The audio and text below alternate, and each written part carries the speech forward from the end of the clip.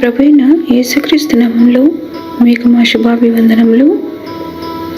ఈరోజు దేవుని వాగ్దానము, మీరు మేలు విషయమై జ్ఞానులను, కీడు విషయమై నిష్కపటులను అయి ఉండవలనని కోరుచున్నాను. సమాధానకర్తయగు దేవుడు సాతానును మీ కాళ్ళ క్రింద శీఘ్రముగా చితుకు త్రొక్కించును. మన ప్రభు అయిన యేసుక్రీస్తు కృప మీకు తోడయుండును గాక.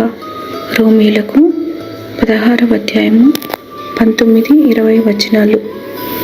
Be wise in what is good and innocent in what is evil. The God of peace will soon crush Satan under your feet. The grace of our Lord Jesus be with you. Romans chapter 16 verses 19 and 20. ప్రార్థన. ప్రేమగల తండ్రి, అనుదినము మీరు ఇచ్చుచున్న కృపకై వందనాలు.